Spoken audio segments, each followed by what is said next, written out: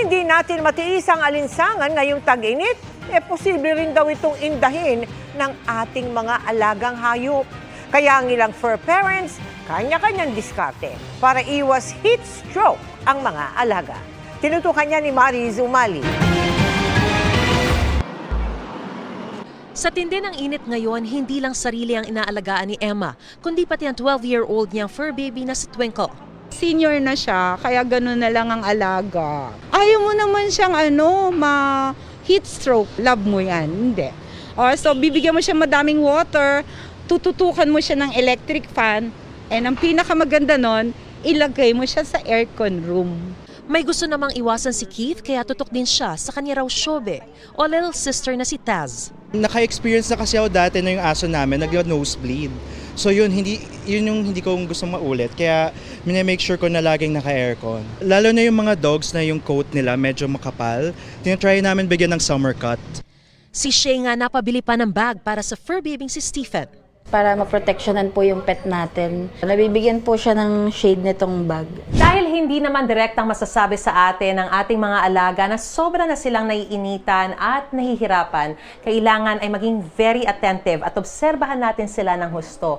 At ilan daw sa mga senyales na dapat nating bantayan ay kung sila ay sobrang hinihingal, tuloy-tuloy ang pagtulo ng laway, mainit ang katawan at hindi mapakali dahil senyales na raw ito ng overheating na pwedeng humantong sa heat stroke.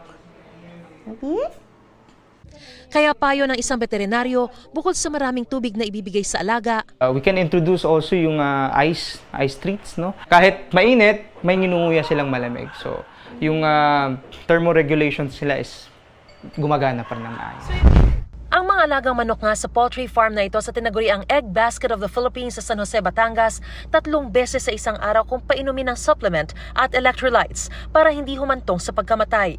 Nangangamba rin ang poultry grower sa mga Aldan, Pangasinan at Libmanan, Camarines Sur sa epekto ng matinding init sa kanilang mga manok. Kaya mas naging regular daw ang pagpapaligo ng mga nagtitinda ng live chicken sa lugar. Sa Talisay City sa Cebu naman, ramdam na sa bumababang supply ng itlog sa isang poultry farm ang epekto ng matinding init. Pero paalala ng National Meat Inspection Service, sakaling mamatay ang manok dahil sa init, hindi na ito pwedeng ibenta o kainin dahil na rin sa banta ng avian influenza na pwedeng makahawa sa mga tao. Sa Pavia, Iloilo naman, kanya-kanyang hanap ng masisilungan ng mga baka at kambing sa gitna ng tirik na araw. Para sa GMA Integrated News, Mariz Umali, nakatutok, 24 oras. Pinag-usapan ni na US President Joe Biden at Chinese President Xi Jinping ang West Philippine Sea. Ayon pa sa White House, sa pag-uusap sa telepono ay sinabi raw ni Biden kay Xi na panatilihin nito ang kapayapaan at kaayusan sa South China Sea at sa Taiwan Strait. Ayon naman sa isang news agency ng China, sinabi ni President Xi na tumitibay na ang relasyon ng China at Amerika pero pwede anya itong mapunta sa gulo o komprontasyon. Tinalakay rin ng dalawa ang kooperasyon kontra droga, depensa at militar, artificial intelligence at climate change. Bago nito ay November 2023 ang huli nilang direktang pag-uusap. Inusisa sa Senado ang ilang istruktura sa protected areas gaya ng Chocolate Hill sa Bohol at Mount Apo Natural Park. Tila nagamit daw ang mga kapitan ng barangay sa ilang proyekto. Ayon po yan sa isang senador. Nakatutok si Ian Cruz. Sa pagkakatayo ng mga istruktura sa Chocolate Hill sa Bohol, pati sa ibang protected areas ng bansa, may teorya ang chairman ng Senate Environment and Natural Resources and Climate Change. Nakita namin dito sa Chocolate Hill sa nag-approve, puro barangay captain. Wala nang iba. Yes, Madam Chair. Tingin ko ginamit yung mga barangay captain para makalusot eh. Lumalabas din na ng magdesisyon ukol sa permit ang Protected Area Management Board o PAMB. Wala executive director nito na si ngayoy Environment Assistant Secretary Gilbert Gonzales. Dito nakaligtas sa mga senador. Bagamat wala po yung pipirma, pagkatapos po niyan ay aakyat po sa kanya as Regional Executive Director. Hindi po dahilan yung absent ako nung panahong yon. Hindi naman ako solo nagpirma dito. Duman ito sa process, duman po ito sa Senro, sa Pakuas na PASU, Dumaan po ito doon sa ARD for Technical to review whether this document is valid or qualified. Sa Mount Apo Natural Park naman, kinwestiyon ng mga senador kung paanong umabot sa 77 ang istruktura kahit 6 lang ang may Environmental Compliance Certificate o ECC. Tila magaan daw ang parusa sa mga nagtatayo ng istruktura sa mga protected area kahit bawal. Yung penalty na 50,000 shouldn't cure the violation eh. Tapos inisyuhan din ng PAMB tsaka ECC. So parang it's glaring na mali, and kung magiging ganun yung sistema, patuloy lang na paulit-ulit yung ganitong violation. Giit ng DNR, hinigpitan na ang pag-i-issue ng permiso sa mahigit 200 protected area sa buong bansa. National office na at hindi regional office ang nag-i-issue ng ECC. The approval of by regional offices of ECC applications for projects within PAAs is now suspended until further notice. Nabanggit din sa pagdinig ang Masungi Geo Reserve sa Tanay Rizal na naipatayo lang dahil sa pinasok nito ang Memorandum of Agreement o MOA kasama ng DNR ilang taon ang nakakaraan. Ikinonsulta na ito ng DNR sa Justice Department. We do have an opinion from the DOJ at this moment that actually says that it is unconstitutional. We are in the process of canceling we recommended actually the cancellation of the MOA. Sa isang post, inalamahan ng Masungi Geo Reserve ang napipintong kanselasyon ng MOA. Naparangalan at kinikilala raw ang kanilang proyekto pagdating sa tagapangalaga ng kalikasan. Para sa GMA Integrated News, Ian Cruz, nakatutok, 24 oras. Mahigit sa triple na ang kapasidad o ng kapasidad ang mga nakakulong sa mga city jail sa buong bansa. Problema yan dahil lalong dama ang init ngayon sa gitna ng kanilang siksikan. Nakatutok si Maki Pulido. 700 ang nakakulong sa gusaling itupalan ng Manila City Jail. Giniba na mga selda at mga kubol kaya siksikan na lang sila sa sahig sa gabi.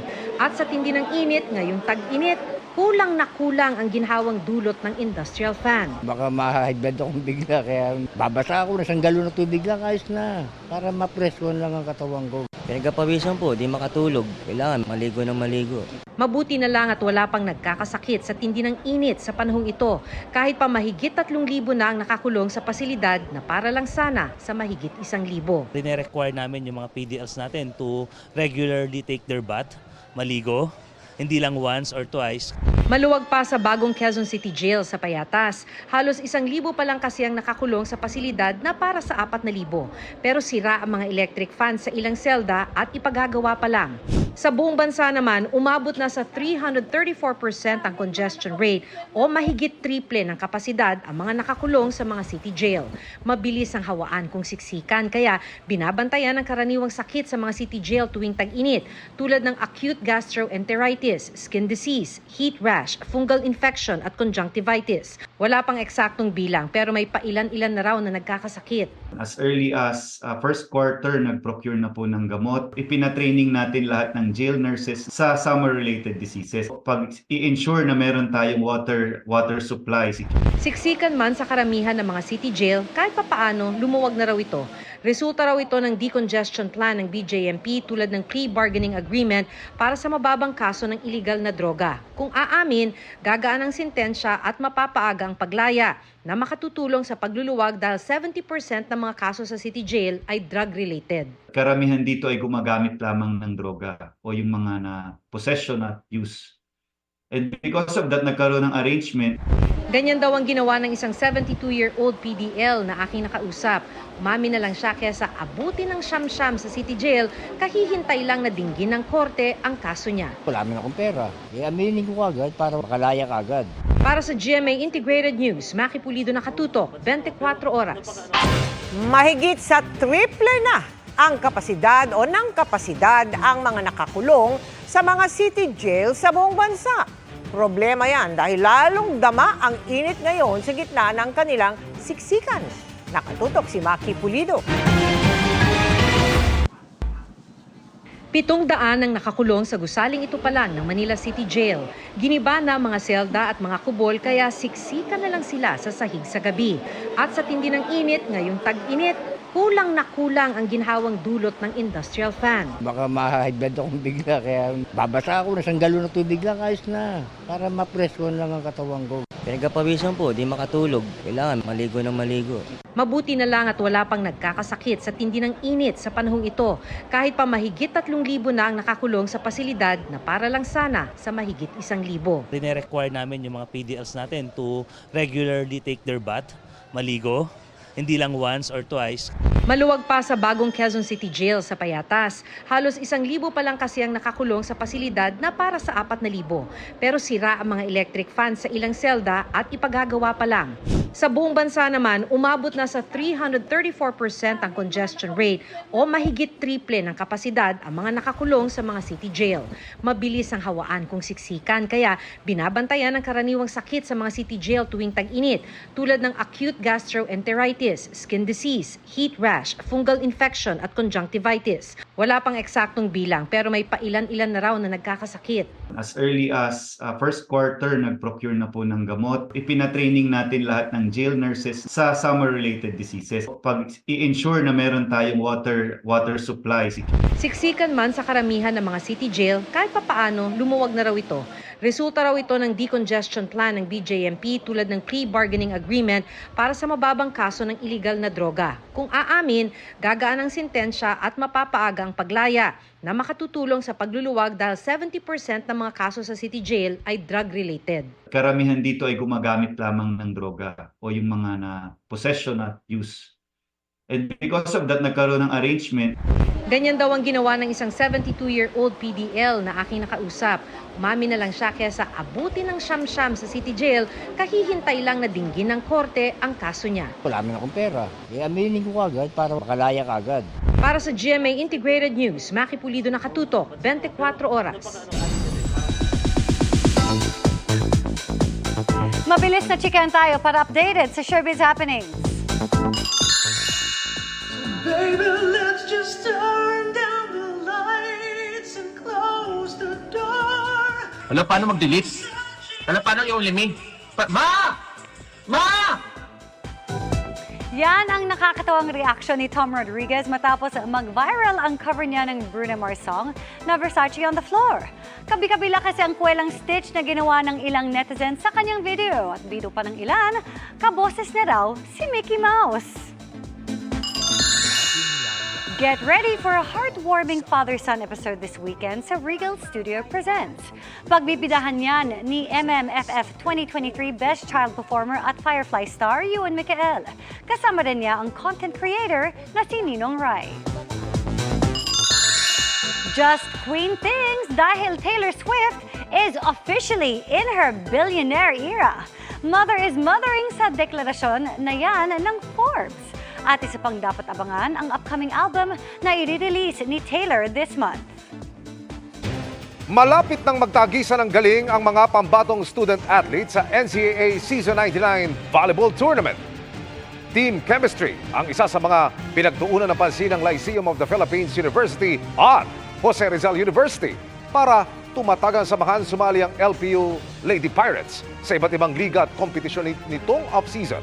Wala ring urungan para sa JRU Lady Bombers sa kabila ng hamon ng pagkakaroon ng team na may halo-halong seniors, freshmen at transferees. Magsisimula ang bakbakan sa volleyball court sa Linggo na mapapanood live sa GTV alas 12 ng tanghali. Umabot na sa mahigit 2 bilyong piso ang pinsala sa agrikultura ng El Nino, kaya umaapela na ng tulong ang ilang magsasaka. Bukod sa ayuda, nakikipag-ugnayan na rin sa Labor Department ang Department of Agriculture para hanapan sila ng ibang trabaho. Nakatutok si Bernadette Reyes.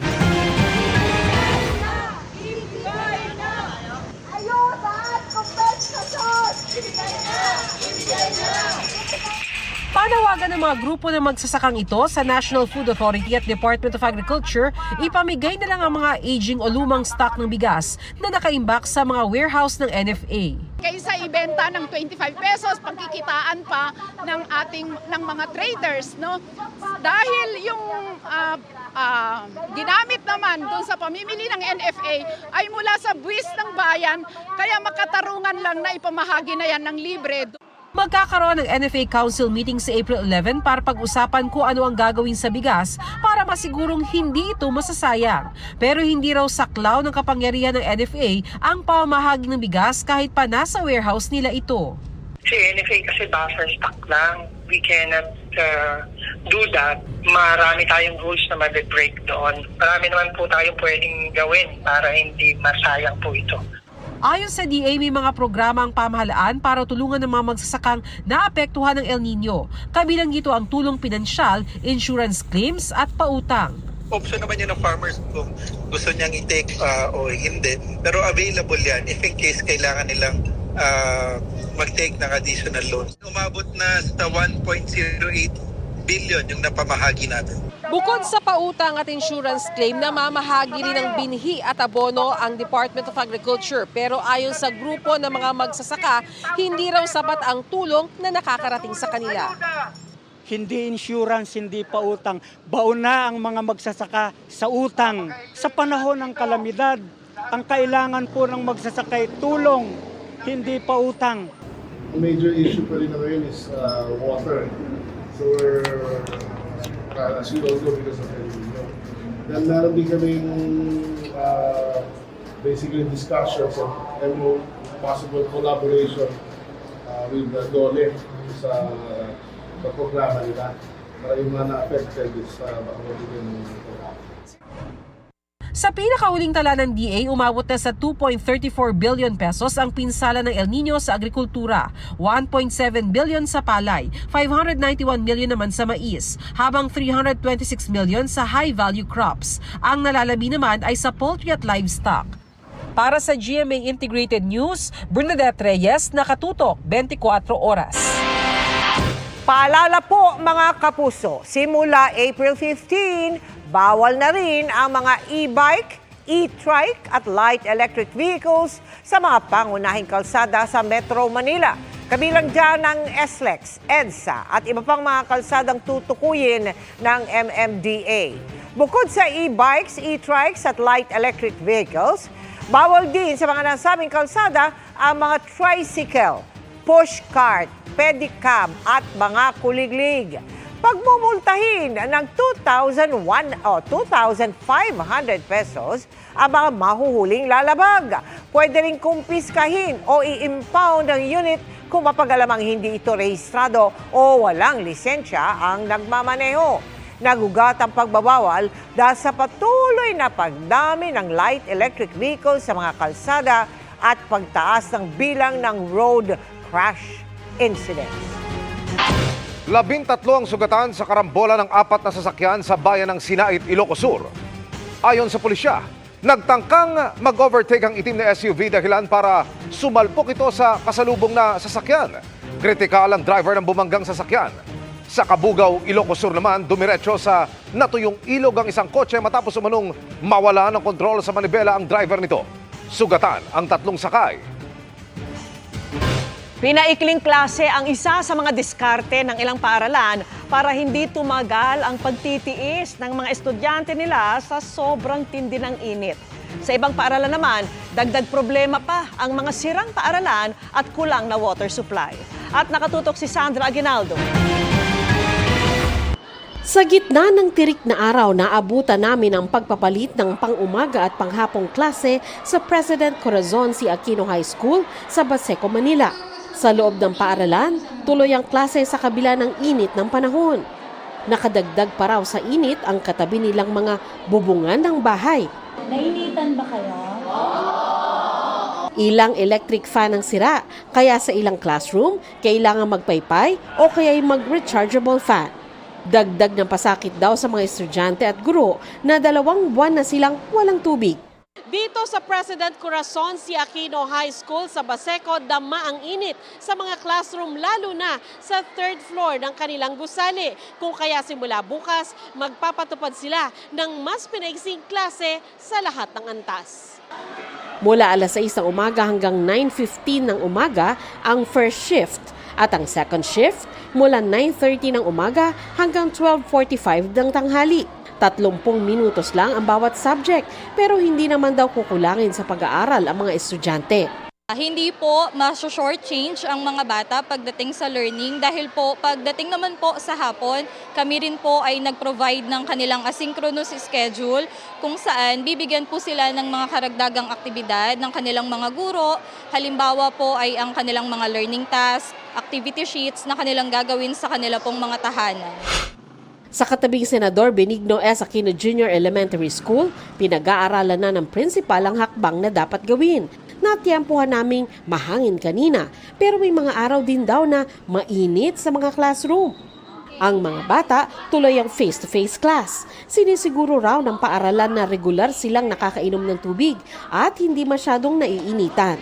Araw-araw ding binabantayan ang init ng panahon. Sa Maynila, binigyan ng layang magdesisyon ang mga principal kung paano ang gagawin sa mga klase sa panahong sobra ang init. Pwede tayo mag-online pag sobrang init na talaga. Pero hanggat maaari sana, ang kagustuhan namin dahil bilang isang guro ay mag-face-to-face talaga para syempre iba kasi yung learning ng bata kapag kaharap niya yung guro. Si Aling Rosie, pabor naman daw na tuloy lang ang face-to-face class ng kanyang apo. Basta raw, kaya pa naman ang init. Pag pumasok po kasi siya, kailangan nakaligo po siya. Tapos pinapabaunan ko rin po ng tubig para hindi po siya ma-dehydrate. Pag uwi po niya, nasa loob lang po siya ng bahay. Sa huling tala ng DepEd, nasa halos 1.4 million ang apektadong estudyante dahil sa labis na init ng panahon. Pinakamarami mula sa NCR, Region 6 at Region 1. Halos 4,000 eskwelahan na ang nagpapatupad ng alternative delivery mode of learning. Para sa GMA Integrated News, Sandra Aguinaldo, nakatutok 24 oras. Palit ulo sa ospital, Malacanang ang ipinatutupad umano ng isang private hospital sa Valenzuela na ayaw umanong palabasin ang kaanak ng ilang hindi makabayad ng bill. Nakatutok si Jonathan Andal.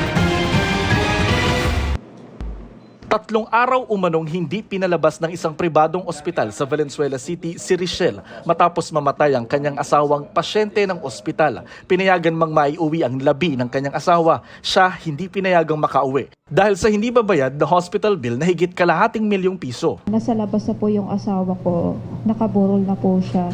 Tapos ako nasa hospital, kaya hindi ako makatulog. Kakaisip kung ano pong gagawin ko. Kahit man lang daw bumili ng pagkain sa labas, bawal. Namalagi daw siya sa waiting area ng ICU kung saan binabantayan daw siya ng gwardya. Nang makatsyempo sa gate na ito sa likod ng ospital, tumakas si Richelle. Tuliro at nanghihina ang ginang hanggang kanina, kaya kinailangan siyang ilabas sa kalagitnaan ng press conference kasama ng mga opisyal ng Valenzuela. Sinabi sa kanya, kahapon pa o nung isang araw pa namatayan, dapat maayos na siya, dapat asikasuhin niya yung bayad. Huwag niya asikasuhin yung patay na. Ganun ho, walang awa. Hiningan pa ng pera bago po tanggapin sa emergency room. So yun pa lang is a violation of Republic Act 10932 or ang Anti-Hospital Deposit Law. Palit ulo rin daw ang sinapit ng magkapatid na John at Lovery sa kaparehong ospital. Nalaw naman nilang ilabas yung bangkay ng asawa ko, ngunit maiwan yung kapatid ko.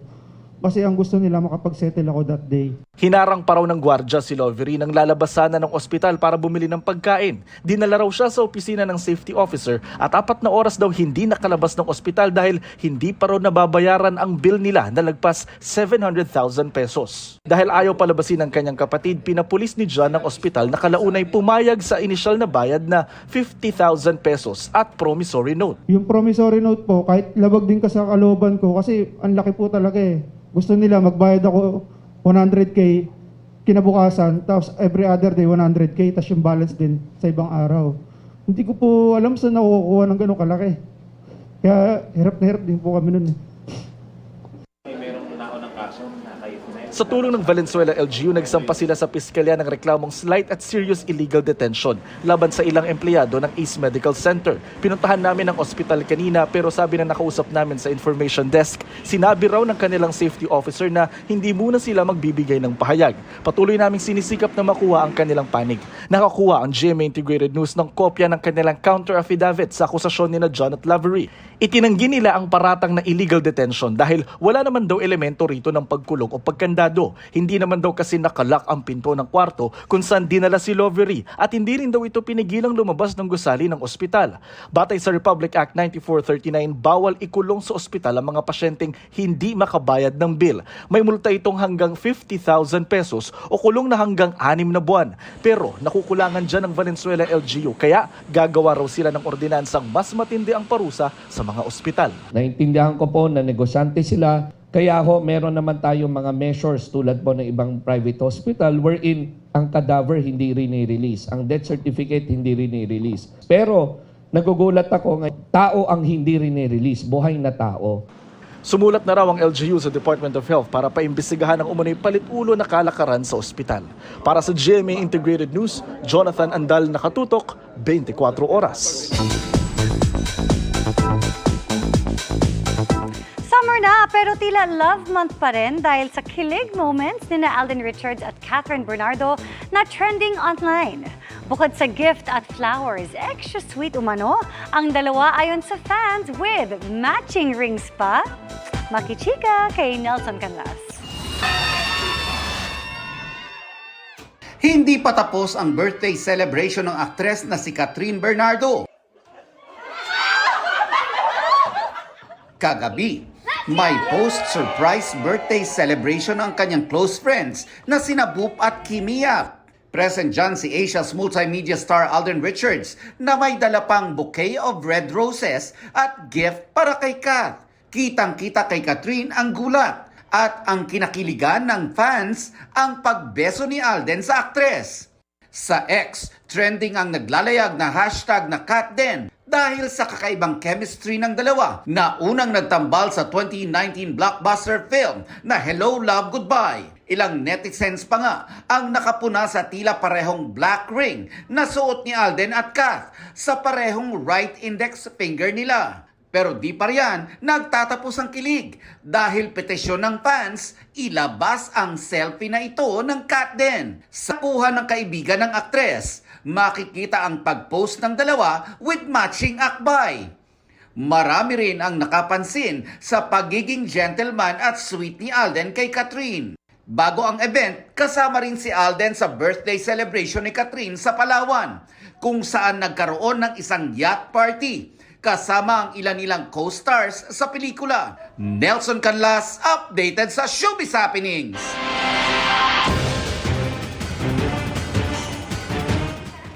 At yan ang mga balita ngayong Miyerkules. Ako po si Mel Tiangco. Ako naman po si Vicky Morales para sa mas malaking misyon. Para sa mas malawak na paglilingkod sa bayan, ako po si Emil Sumangil. Mula sa GMA Integrated News, ang News Authority ng Pilipino, nakatuto kami 24 oras.